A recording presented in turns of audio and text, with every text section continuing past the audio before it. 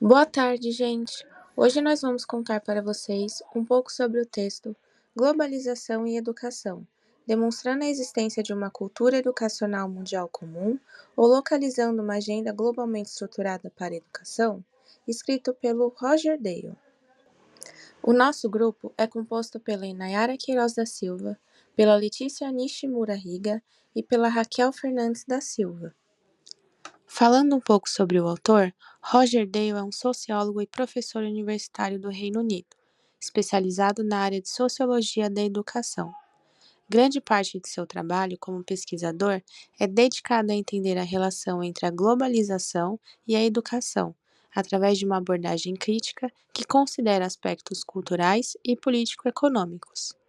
Esse texto em específico foi publicado originalmente em 2000 e traduzido e publicado no Brasil em 2004. Primeiramente, o autor ressalta como a globalização tem sido uma pauta muito discutida nos últimos anos, entre investigadores de diversas áreas, mas que existe muita desinformação nesses debates, que colocam a globalização ou como resposta para todas as questões relacionadas às mudanças nas sociedades ocidentais modernas, ou como um destino inevitável. Por isso, é necessário confrontar, teoricamente, a natureza e a força do efeito extranacional, o que pode ser afetado e como é que esse efeito acontece. O fenômeno da globalização também afeta a educação, e nesse sentido, o autor defende que para uma teoria sobre os efeitos da globalização sobre a educação ser efetiva, ela precisa especificar a natureza da globalização, indicar claramente o que é que se quer dizer com educação e especificar como é que a globalização afeta a educação, direta ou indiretamente. Então, o autor analisa a relação entre globalização e educação, apresentando duas abordagens diferentes: a da cultura educacional mundial comum, abreviada pela sigla CEMC, e desenvolvida por John Mayer e seus colegas da Universidade de Stanford, e a agenda globalmente estruturada para a educação, abreviada pela sigla AGEE, que é uma abordagem criada pelo próprio Roger Dale. Neste texto, o autor explica a diferença entre as teorias nos seus pontos-chave e a adequação das explicações de cada uma, sobretudo tecendo várias críticas à abordagem CEMC. As duas abordagens se assemelham quanto à ideia de que as políticas educacionais nacionais são influenciadas por dinâmicas externas, mas diferem em seus pontos-chave. Nesse sentido, o texto faz uma comparação entre elas a partir especialmente de três aspectos principais: a compreensão de globalização, a concepção de educação e a relação entre globalização e educação. Contextualizando a comparação entre a CMC e a abordagem elaborada por ele, Dale explicita a diferença entre os termos mundial e global, que apesar de os dois implicarem um foco extranacional, mundial se refere a uma sociedade ou política internacional construída por Estados-nação individuais autônomos, que pressupõe uma comunidade internacional, enquanto global pressupõe forças econômicas buscando romper as fronteiras nacionais ao mesmo tempo que reconstroem as relações entre as nações. Também, ele afirma que enquanto cultura implica partilha, a agenda estruturada fala sobre questões de grande destaque para os Estados-nação, que se enquadram pela relação desses Estados com a globalização. A abordagem CMC é construída por um grupo de pesquisadores que podem ser denominados como institucionalistas mundiais, cujo argumento central é de que as instituições do Estado-nação e o próprio Estado devem ser vistos como moldados a um nível supranacional através de uma ideologia do mundo dominante, no caso, o Ocidente, e não como criações nacionais autônomas e únicas. No campo da educação, essa teoria se confirma por meio de pesquisas envolvendo a rápida e massiva expansão dos sistemas educacionais e na correspondência entre as categorias curriculares em todo o mundo. Essa similaridade é resultado de uma pesquisa que se baseia em dados de currículos nacionais coletados de várias fontes, incluindo questionários enviados a Estados-membros da Unesco. As escolhas sobre o que é ensinado não são mais feitas a partir das particularidades políticas, culturais e sociais de cada país, atendendo suas demandas locais, mas sim a partir de algo de fora, resultando neste isomorfismo curricular.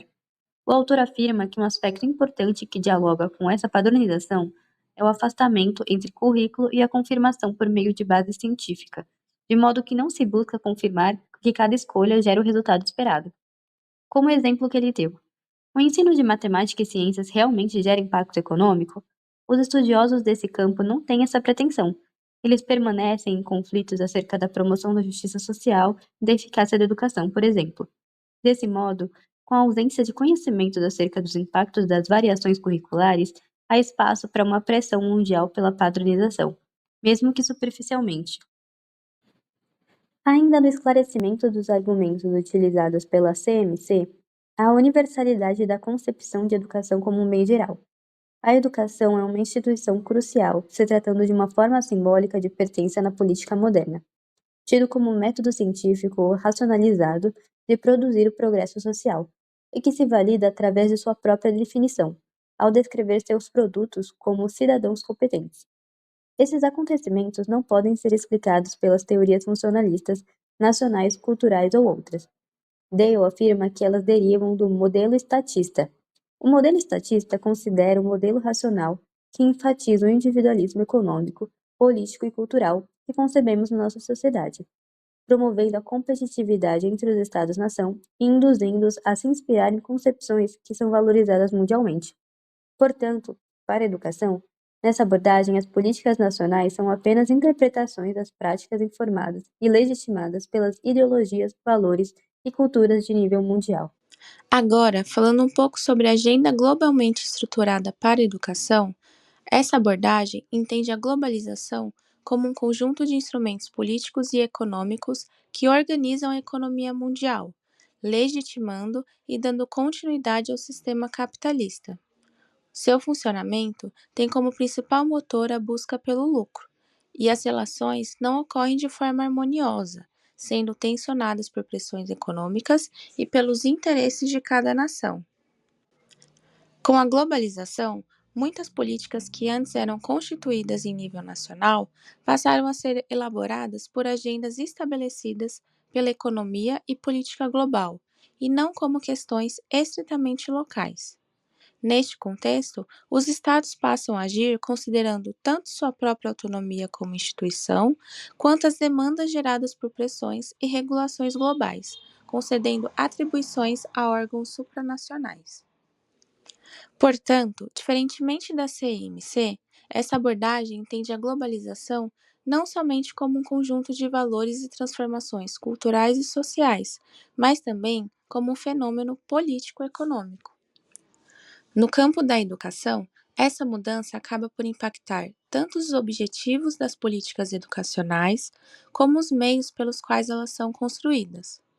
Compreender como os sistemas educacionais são coordenados é importante para estabelecer relações entre este com outros tipos de governação e de instituições sociais presentes na sociedade. E para isso, não é possível olhar somente para as categorias curriculares, como na abordagem anterior. Dessa maneira, para Roger Dale, a concepção de educação teria que ser discutida a partir de três questões. São elas: a quem é ensinado o que, como, por quem e em que circunstâncias? Como, por quem e através de que estruturas, instituições e processos são definidas estas coisas?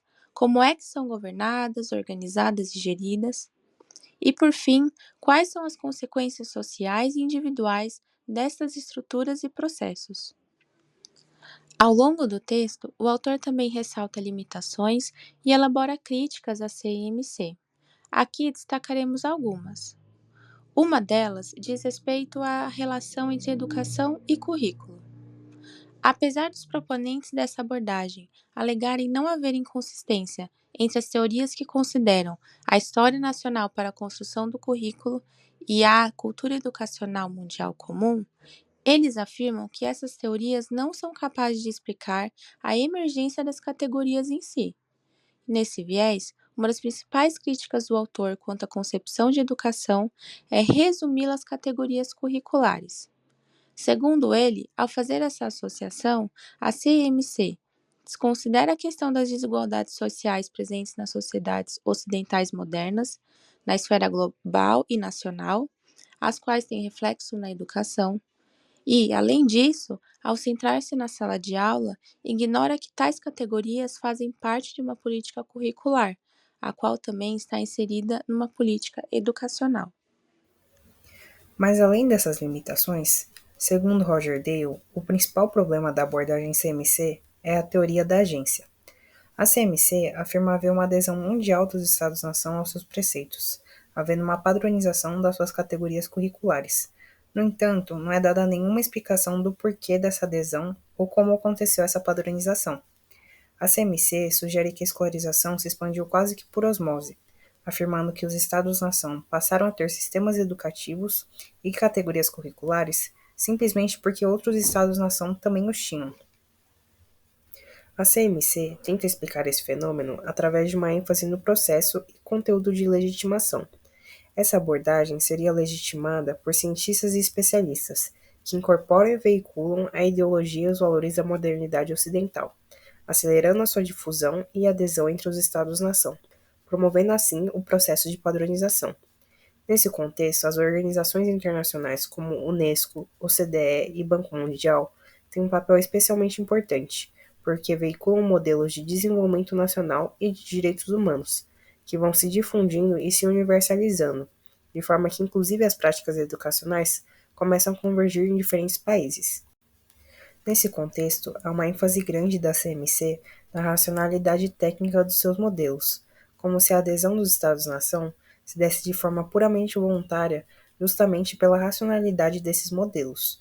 O autor, no entanto, faz uma crítica a essa tendência cognitivista e politicamente neutra das atividades das organizações internacionais, afirmando que a expansão da CMC tem muito mais a ver com fatores políticos do que técnicos, e que o que acontece não é uma mera adesão voluntária, mas que existe um efeito de ajustamento coercivo devido às pressões exercidas pelas organizações internacionais, que têm o poder de intervir e moldar as ações dos estados individuais, de forma que a adesão a esses modelos afeta a distribuição do poder no nível mundial e também no nível nacional. Dessa maneira, a hipótese da CMC de independência e prioridade da perspectiva cultural ocidental, que afirma que a perspectiva ocidental modela as nações e o capitalismo e não o contrário, é enfraquecida, uma vez que se percebe que, na verdade, esse modelo mundial possui um condutor, e que existem agentes e instituições que impulsionam esse modelo. Portanto, apesar de existirem aparentes semelhanças entre a CMC e a GEE, essas duas abordagens correspondem a projetos muito diferentes.